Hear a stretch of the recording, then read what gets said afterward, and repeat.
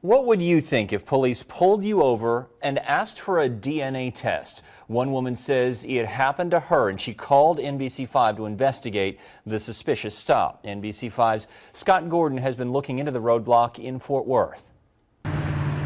Kim Cope was on her lunch break Friday driving north on Beach when she came across two police cars with lights flashing. Yeah, they were about right in here. She says the uniformed officers directed her into this parking lot. I gestured to the guy in front that I just wanted to go straight, but he wouldn't let me and forced me into a parking spot. Once parked, she says she couldn't believe what she was asked next. They were asking for cheek swabs. They would pay you $10 cash for that.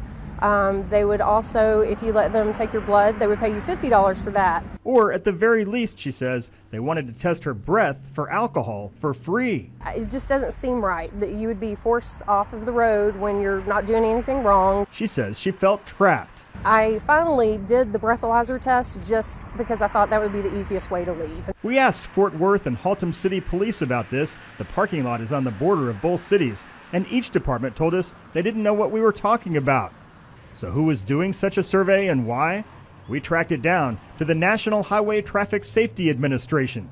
The federal agency confirms they're doing this in 30 cities across the country, part of an $8 million survey over 3 years to find out exactly how many drivers are drunk or on drugs.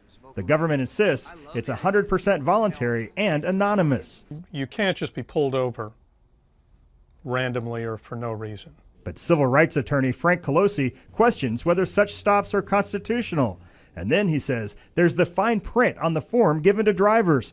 It informs them their breath was tested when they first stopped by, quote, passive alcohol sensor readings before the consent process has been completed. They're essentially lying to you when they say, hey, this is completely voluntary, because they're testing you at that moment. I don't know, it just doesn't seem right. It just doesn't seem right that they should be able to do any of it. I mean, if it's voluntary, it's voluntary. And again, none of it felt voluntary at all.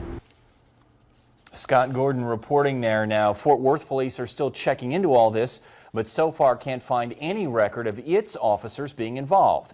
We should make it clear the people actually doing the survey were government contractors. The Federal Traffic Safety Administration did not respond to our specific questions.